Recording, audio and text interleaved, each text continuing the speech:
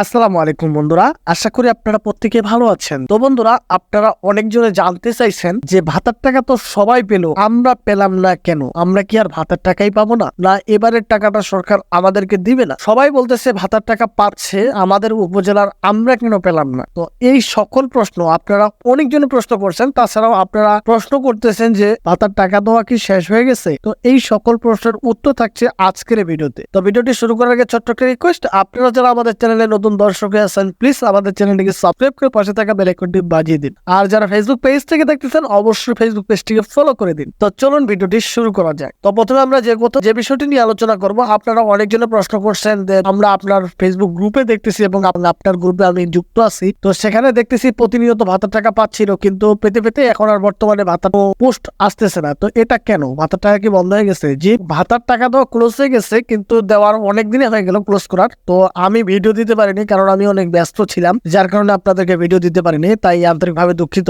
এবং আপনাদেরকে আমি কয়েকবার বলছিলাম যে আপনারা এই ভিডিওর কমেন্ট বক্সে কমেন্ট করেন, আপনাদের প্রশ্নগুলোর উত্তর দেওয়ার চেষ্টা করব, কিন্তু সেই ভিডিওটাও দিতে পারিনি। কারণ হচ্ছে আমার দাদি অসুস্থ, আপনারা সবাই দোয়া করবেন যেন আমার দাদি সুস্থ হয়ে যায়। তো আপনারা যারা ভাতার টাকা পাননি তারা কি আর পাবেন না? ভাতার টাকা তো দেওয়া বন্ধ হয়ে গেছে, আর এবছরের প্রথম কিস্তির টাকা বিতরণ হবে না। নতুন করে যখন ভাতার পেরোল আসবে, পেরোল গুলো আসবে এবং পেরোল উপজেলা থেকে পাঠানো হবে, তারপরে আপনারা ভাতার টাকা পাবেন। এখন প্রশ্ন হচ্ছে, আপনারা যারা ভাতার টাকা পাননি তারা কি ভাতার টাকাটা পাবেনই না? 100% পাবেন। তবে এর আগে আপনাদেরকে কয়েকটা বিষয় জানতে হবে যে কেন আপনি ভাতার টাকাটা পেলেন না। প্রথম বিষয় হচ্ছে, আপনি হয়তো ভাতার টাকা পেয়ে গেছেন, আপনি অ্যাকাউন্ট ব্যালেন্স চেক করেননি। আমাদের সার্ভার জটিলতার কারণে অনেক সময় হয় কি, আপনার অ্যাকাউন্টে টাকা জমা হয় কিন্তু SMS যায় না, যার কারণে আপনি জানতেও পারেন না যে আপনার ভাতার টাকা ঢুকছে। তো প্রথম কাজ হচ্ছে আপনার অ্যাকাউন্ট ব্যালেন্স চেক করা। যদিও না আসে, তারপরেও কথাটা বলতেছি, আপনারা অনেকজন কমেন্ট করবেন যে আমার ভাতার টাকা আসেনি, আমি প্রতিনিয়ত ব্যালেন্স চেক করতেছি। তো দ্বিতীয় নম্বর কথা হচ্ছে, আপনার ভাতার টাকা আসছে এবং আপনার পরিবারের লোকজন তারা গোপনে আপনার টাকাটি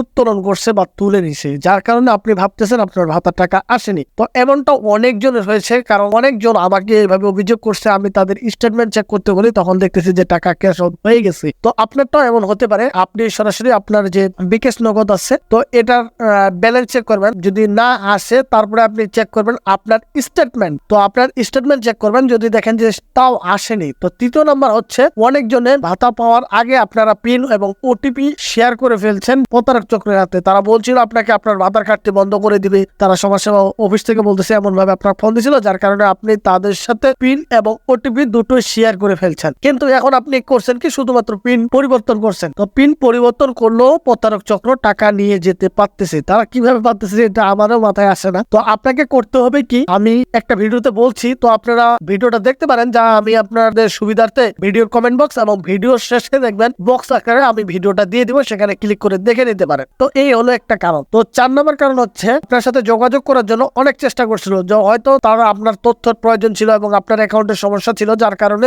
আপনার উপজেলা সমাজসেবা অফিস আপনার পেরোলটি পাঠাতে পারেনি, যার কারণে আপনি টাকা পাননি। তো এখানে ভয় পাওয়ার কিছু নেই, আপনি টাকা পাননি, আপনার টাকা মারি যাবে না। তো এমনটাও হতে পারে। আবার 5 নম্বরে হচ্ছে, আপনাদের অনেক ভাতাভোগী মারা গেছে এমন তথ্য পেয়েছে, কারণ আমাদের উপজেলা যে যারা কাজ করে, তো আমাদের একটা টেকনিক আছে, সেই টেকনিক ভাবে আমরা জানতে পারি যে ভাতাভোগী মারা গেছে, যার কারণে আপনার পেরোল সমাজসেবা অফিস পাঠায়নি। তো এখন আপনি করবেন কি, আপনার যদি ভাতাভোগী মারা যেয়ে থাকে, আপনার আশেপাশে কেউ মারা গেলে তাদেরকে বলে দিবেন তার যে মারা গেছে যে ভাতাভোগী, তার মৃত্যু সনদটা যেন উপজেলা সমাজসেবা অফিসে দিয়ে আসে, ফটোকপি দিতে হবে। ভাতাভোগী মারা যাওয়ার পর এক কিস্তির টাকা পাবে। তো আপনি তাহলে এই কিস্তির টাকা পেয়ে যাবে সেই ভাতাভোগী পরিবার, তাহলে সেই কিস্তির টাকা পেয়ে যাবে। আপনার আশেপাশে যদি এমনটা হয়ে থাকে আপনি জানাবেন। এখন কথা হচ্ছে, যারা টাকা পাননি তারা কি টাকাটি পাবে না? সরকার কি টাকাটি মেরে দিল নাকি, এমনও প্রশ্ন করতেছেন। এখানে একটা কথা বলি, আপনাদের টাকা কখনো সরকার মেরে দিবে না। এখন যেই সরকারই আসুক, আপনার ভাতার কার্ড বন্ধ করবে না এবং এই ভাতার টাকা দেওয়া বন্ধ হবে না, কারণ এটা একটা নিজস্ব বাজেট রয়েছে, বরাদ্দ রয়েছে, এটাতে প্রতি বছর সরকার বরাদ্দ দিয়ে থাকে, যার কারণে এটা বন্ধ হওয়ার সম্ভাবনা একদমই নেই। তো আপনারা সকলে আপনাদের ভাতার টাকা পেয়ে যাবেন। তো এখন হচ্ছে কি, আপনারা যারা ভাতার টাকাটি পাননি তারা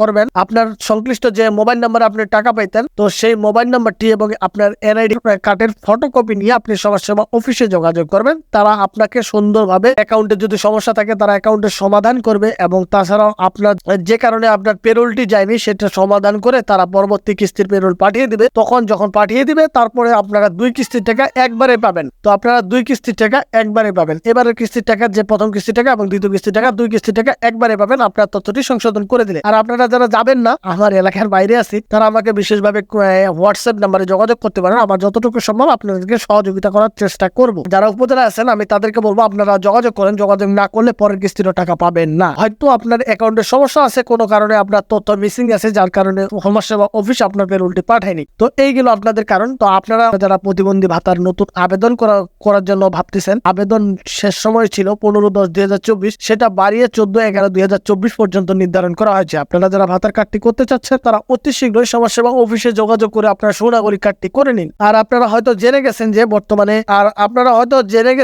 বর্তমানে বেদে, অনগ্রসর, হিজড়া ভাতা এবং উপবৃত্তি দুটারে আবেদন চলমান রয়েছে। আপনারা যারা আবেদন করতে চাচ্ছেন তারা অনলাইনের মাধ্যমে আবেদন করতে পারবেন। তো আবেদন লিঙ্ক এখানে দেওয়া আছে এবং আপনারা এখান থেকে দেখে আপনারা আবেদন করে নেবেন। তো এই ছিল আজকের ভিডিও। আর ভিডিও শেষে আপনাদেরকে বলবো, আপনাদের যাদের প্রশ্ন রয়েছে তারা অবশ্যই ভিডিওর কমেন্ট বক্সে প্রশ্নগুলো করে যাবেন। আমি ইনশাআল্লাহ 2 দিনের মধ্যে আপনাদের সকল প্রশ্নের উত্তর দেওয়ার চেষ্টা করব। তো এই ছিল আজকের ভিডিও। সবাই ভালো থাকবেন, সুস্থ থাকবেন। আসসালামু আলাইকুম।